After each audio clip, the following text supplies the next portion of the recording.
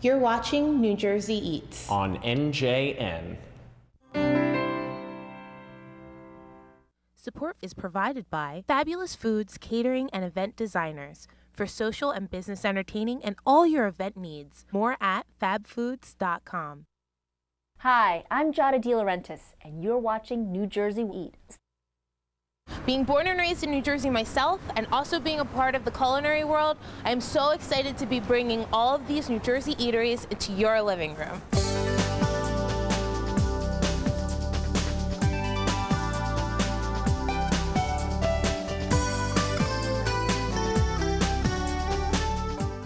Nestled on the bank of the East Delaware River, Lambertville is a quaint town with old-world charm.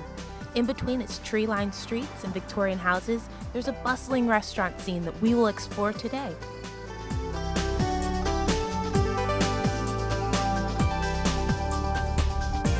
Hamilton's Grill Room is the brainchild of award-winning Broadway set designer and restaurateur Jim Hamilton. It's located canal side in Lambertville, New Jersey. This setting transports you to Europe with its charm and rustic elegance. I started in the bakery business, and through the bakery business it opened up a world of fine dining restaurants just by delivering our products, and I realized that that was where I wanted to be. I've been here for about 12 years now, and I've been the executive chef for 8 of those 12 years. I feel very lucky and blessed to be able to cook at this level, having learned on the job. I'm still a student and I'm learning every day. Today I'm making grilled figs stuffed with Parmesan cheese and wrapped with prosciutto, served on a bed of spinach. We have our fresh figs here. We're just going to take the tops off of them.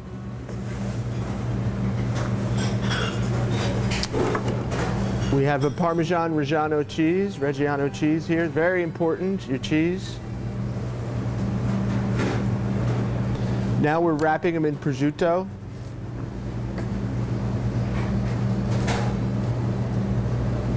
And then we're skewering with a rosemary stick. Through the cheese is very important. So we coat the figs in a little extra virgin olive oil, just to cover. And then onto the hot grill. Keep the rosemary skewers away from the direct flame as much as possible to keep them from burning. What I have here is very simply a bed of sauteed spinach and a little butter. That'll be the bed for the figs.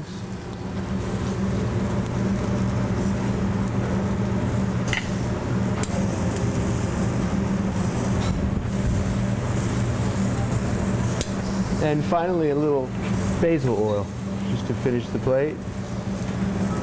And there you have the grilled figs, stuffed with Parmesan, wrapped with prosciutto. Hi, I'm EJ. I'm one of the hosts of NJ Eats, NJN's new show about New Jersey food and where to get it. I'm excited because I live here in the Garden State and I want to know the greatest places to eat. So travel the state with us one bite at a time. We're at Tom Yum Goong in East Windsor. It's this fabulous Thai restaurant with a big heart. Tom Yum Goong in Princeton, we opened in 2006. We do so well in that area. Somehow in July 31st, 2009, the buildings burned down. While we're looking for the new location, and I have about 10 of my employees, so they want to go to work somewhere, and I told them, you know, we will take care of you. We spend paid for the rent, meals, and everything else. Take care of them. That's amazing. Thank you. Tom Yum Goong is a spicy soup with shrimp. The soup base, kalanga, lemongrass, calamari, lemon juice, and chili pepper. Next up is the pad thai. What's in that? Tamarind sauce, fried rice noodle with bean sprout, egg. And the red curry. We use curry paste along with coconut milk, fish sauce, sugar. And you have choice either beef, chicken, seafood. All right, now let's eat. This is the chicken curry with mixed veggies.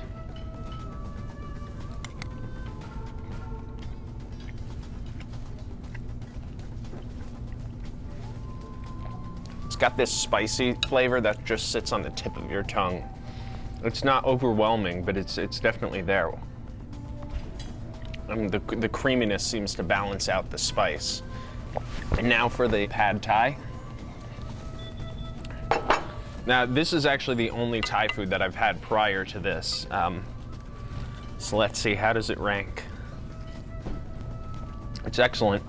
The nuts on top really add an awesome flavor. Whenever I've had pad thai, I feel like the sprouts are overdone, but not now. This is great. I like Thai food, and they prepare it very well. And it's the only Thai restaurant in the area, but it's a good one. Tom Yum Goong in East Windsor, I highly recommend it. You definitely need to get out here and try it.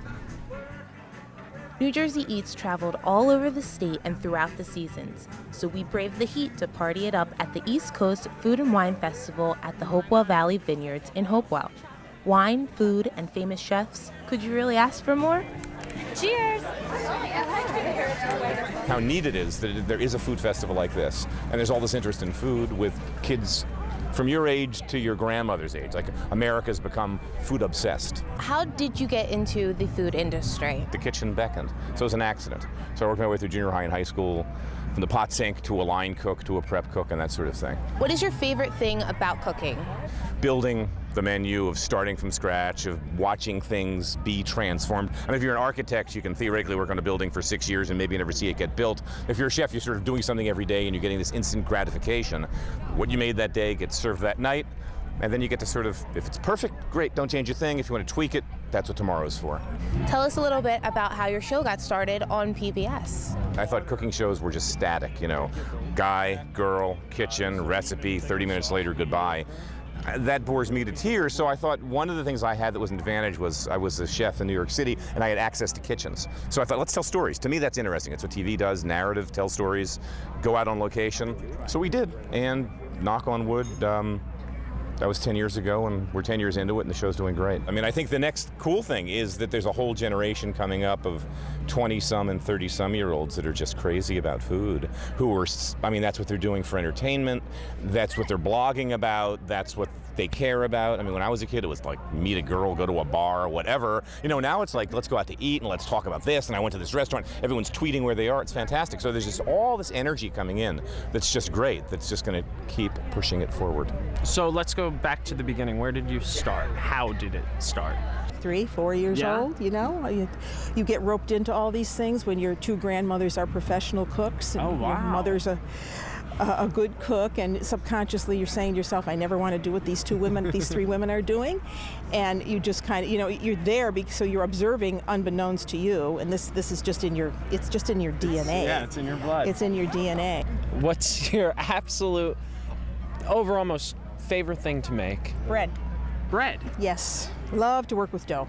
Any kind of bread, or? Italian bread, of course, all kinds Well. of Italian bread. I mean, we could just run the gamut on that. Pizza, grissini, and you can make focaccia, and you can do donuts, sweetbreads. It's all that kneading. There's a lot of stress relief you get out of there. Stress relief, yes. There are just variations of bread. I like to work with dough. It's very meditative, and so I've always enjoyed that process. And I think that's probably one of the things I love to do best.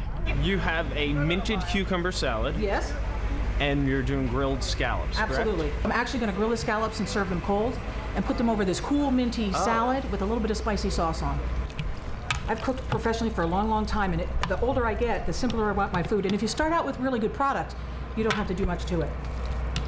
While I'm mixing the salad, we've got some scallops grilling over here, and the finished product will look like this. We'll use the cucumber salad as the base, put the scallops on top, and then a squirt of the spicy sauce. So tell me about the scallops, because I know some people are iffy when picking seafood, you know? They're a dry sea scallop, which means they have no water or preservative added. If you go to cook a scallop at home and it's in the pan, and next thing you know there's all this water in the pan, they're pumped full of moisture and preservative to weigh 25% heavier. Okay, so you're paying for a quarter of what you're paying for is water. It's just water. During the year, scallops are asexual, and so when they start to spawn and they're in their female stage, they turn pink. And a lot of times people think there's something wrong with them when they're pink. Those are the ones you want because they're just like us girls, tender, sweeter, and juicier. So you can find them sometimes you can't. It's just kind of a chance. But ask the fishmonger for the pink ones if you see them. And now, I read on the recipe, detagging them? What is... Along the side of the scallop, see how the scallop is round? There's usually a little piece of flesh that lies around the side, and you just pull it right off. I find it gets tough when you cook it, so I take it off. You can eat it, it's not poisonous, there's nothing wrong. It's like that tag on the muscle? Exactly. Sometimes you can buy them without it on. In handling, it kind of comes off. But if you see some, I just kind of pull it off, peel it off with my fingers. Won't kill you? No, absolutely not. Some people say it's more, they paid for that, so they're going to eat it. When you're grilling them, make sure your grill is really hot. Scrub it well, lightly oil your grill, and they probably take 2 to 5 minutes on one side, 3 minutes total. So what's in the cucumber salad? We've got thinly sliced English cucumbers, and I use a mandolin to cut them on so they're nice and thin. I cut them in half and I take the seeds out. The seeds have a tendency to make the salad watery. Okay, so I want it to be nice and crisp. You know, everybody's cooking red onions nowadays. Yeah. I don't like to cook them. I think you lose your flavor. Oh, no, raw. A red onion and a Vidalia onion, I eat them raw. I don't cook with them at all. A little bit of fresh mint, and this is Jersey mint, by the way. And my dressing is nothing more than rice vinegar and basting oil, which has parsley, thyme, and garlic extract. So I use it for just about everything. It's awesome for salad dressing. Mix it well. That's so refreshing. I mix it the day of so that the cucumbers and everything doesn't get too wilted, so that the mint still tastes nice and fresh. You can prep all this ahead of time if you want to, but leave it in the fridge and then just mix it right before you're ready to use it. EJ, the way I'm going to serve this is we're going to do the cucumber salad on the bottom, the scallops on top, and a little bit of the spicy sauce on top of that. 6 scallops is usually plenty because they're so rich. Yeah. I'm a volume eater. I like to see a lot of food, but that's a perfect portion for me. Why don't you try? Sure. That's it, pop them. That's it, you're my kind of man. None of that biting little teeny bits out of there. Try some of the cucumber salad with it. Wow. Isn't that good? It's really good. The sauce is awesome, I love it. Let's see. Got that cool? The sauce and the salad, it's a nice combination, you know? You got that cool, crunchy, and the smooth, spicy. Oh, that's delicious. The sauce I use as a mixture for tuna salad or chicken salad or as a sandwich what a spread, great idea. a roast beef sandwich or smoked turkey sandwich.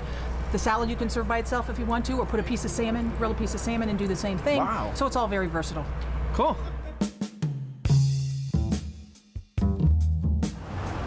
Full Moon Cafe is a funky, eclectic joint located in Lambertville, New Jersey. They're open for breakfast and lunch every day, but with a special twist. Every month on a full moon, they serve dinner, but not just any dinner, a gourmet dinner with a different menu every month. That kind of gives us like an opportunity to explore new things and do some fun stuff with cooking instead of doing the same thing every day and turning into a robot. Actually, we're doing some very cutting edge type of food, and we do that once a month on the full moon so that we're not doing it every night, but we get that one outlet a month to do something, you know, different and fun and exciting and trying to, you know, keep it right on the edge there. We have the huevos rancheros, red pepper 6-inch tortillas that we take and we cook to order. And we put those in this steel flat iron skillet that we have there. And then we put lettuce, tomato, jalapenos, and jack cheese, which is 3 different types of cheese. And we put that in the oven. We melt that down. This looks absolutely beautiful, and I am so gonna eat it right now.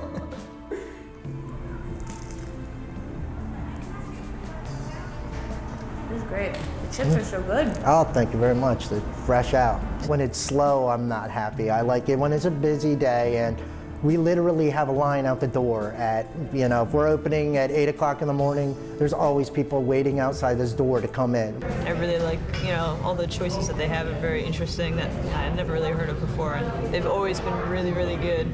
And we had to get together, so I thought this would be a good place to do it. It's a nice place. It really is. It's a fun nice. dinner. It's a fun dinner. Not all the time. Very different. It's great. And usual, very tasty. I've never been to a restaurant like this before, and I would definitely come back. A lot of people in the area just take things for granted, but it's really nice place. We like it. It's always had the best lunches and breakfasts in town, but this is my first experience for dinner, and it's amazing. We come here because it's convenient for breakfast or lunch, but this is special. So as I move to my next location in Lambertville, EJ checks out a Trenton landmark with a pretty interesting history on its name. The name is coming from me swimming the Danube River from Romania to Yugoslavia. And you swam across to become a chef, or? No, I swim for my freedom, to escape from communists. 1978, and I met my wife now, Margaret. And in 1990, bought this restaurant.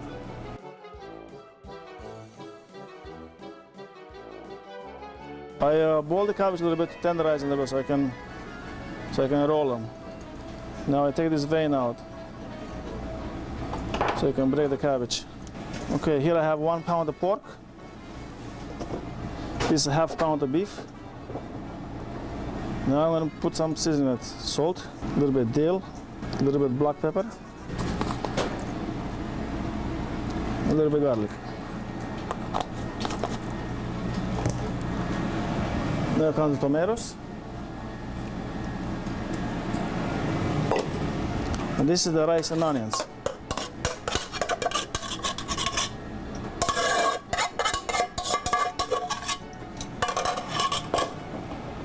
I'm gonna mix a little bit. Where did the recipe come from? How did you learn to roll a stuffed cabbage? This is my mother's recipe. Except my mother, she likes to make a sweet. She doesn't like sour. I use sauerkraut in mine. After all these years I've been doing it, I don't have to measure anything. Okay, put a little bit of sauerkraut on the bottom of the pan. Actually, it's a pot. And a little bit of water. So this way the stuffed cabbage is not going to stick and burn. Now the stuffed cabbage goes in.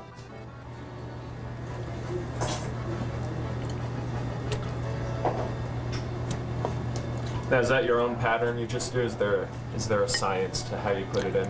No, you can put them any way you want to put them in.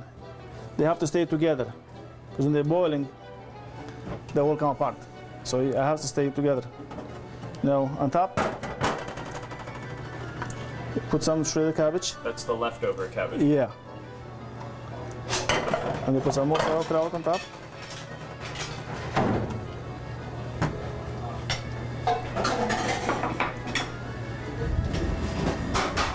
I'm going to add tomatoes.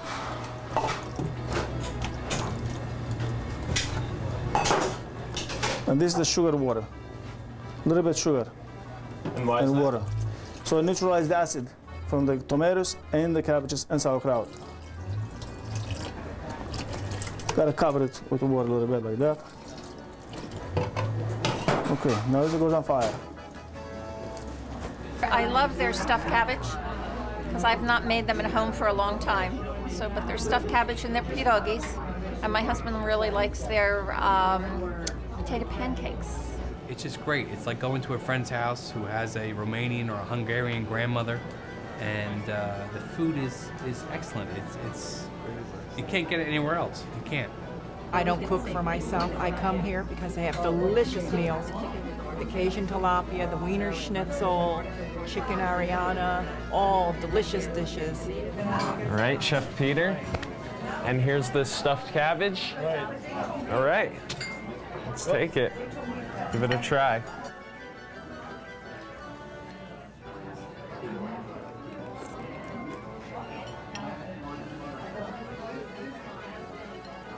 Wow, you can really taste there's like a sour flavor to it, you know? And I can't put words to it. It's excellent.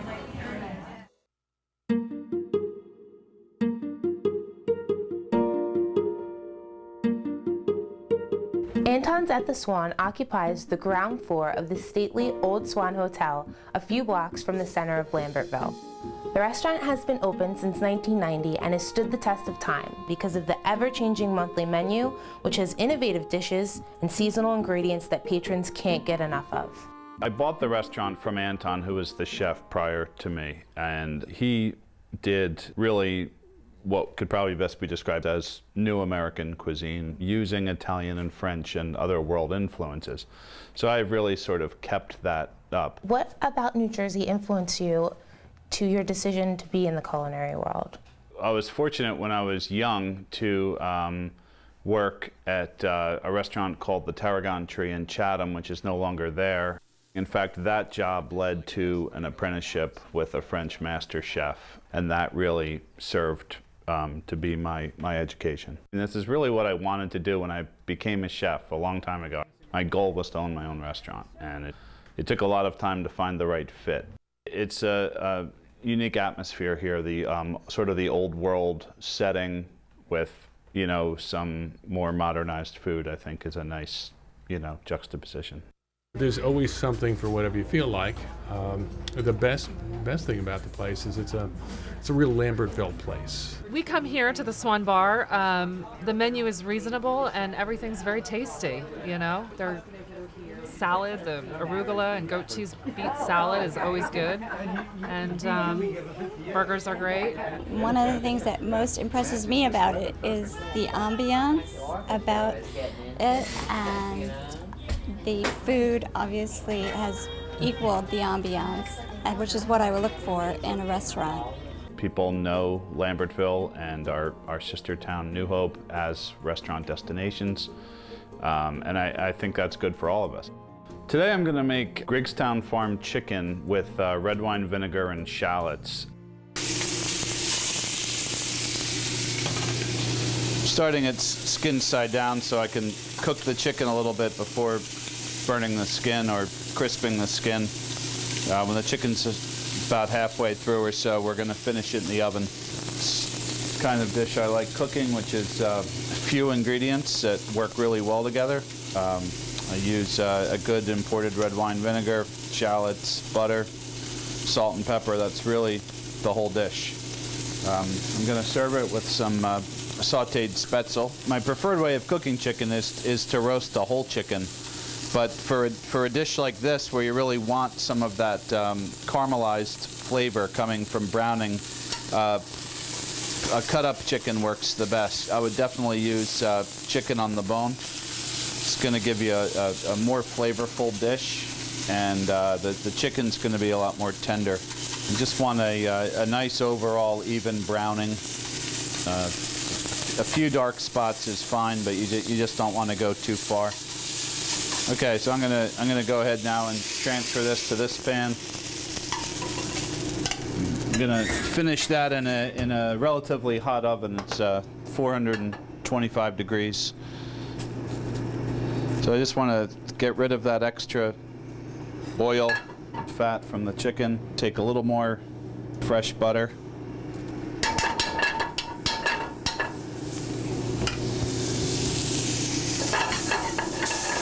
And those are just some chopped shallots,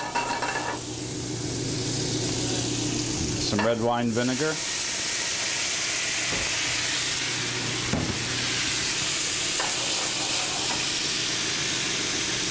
the only part of this dish that is a little tricky at all is getting the cold butter to mix into that to form a nice smooth sauce.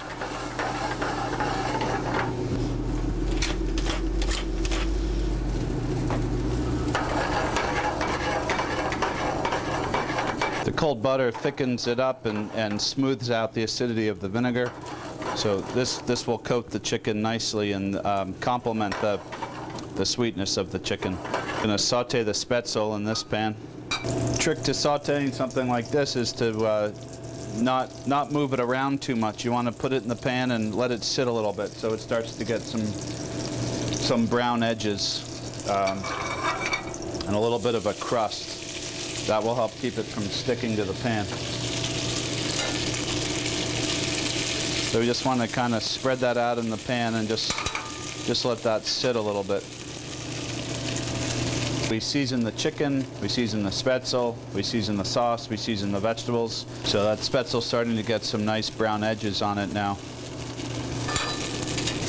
The spätzle has a little bit of nutmeg in it, so it's got a nice savory flavor to it. It's really a lot like pasta. I'm going to steam some broccoli to go with this dish. Pull that out of the water and toss it with a little bit of butter and salt and pepper, and that's going to be the dish.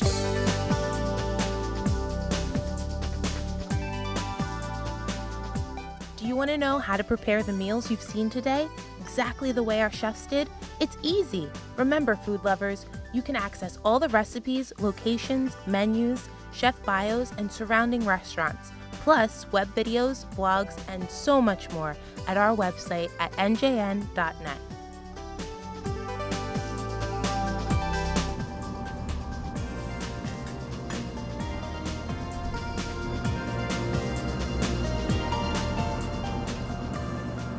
The chicken is so juicy. It's so wonderful. I've never had Spetzel before, so this is a very, very nice surprise as well.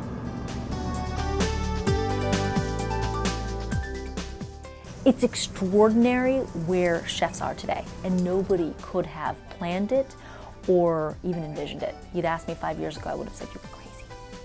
I will tell you that when I told my family, who has been in the movie business for 60 years, I wanted to become a chef and follow my passion of food, they weren't that excited. And they said to me, you're crazy. You are a petite female, two things that really don't work in the kitchen. It is a man's world. You won't have the muscle to handle it. It's tough work, it's manual labor. All of these things to sort of discourage me from doing it. But I knew I loved it, and I knew that every day I got up excited to do what I'm doing. So what I always tell people, no matter what field you go into, it has nothing to do with food or anything else, follow your passion, first of all. So you have to be very passionate, patient. Things don't happen overnight, and it takes a lot of work and a lot of patience to get somewhere. And persistence, the 3 Ps.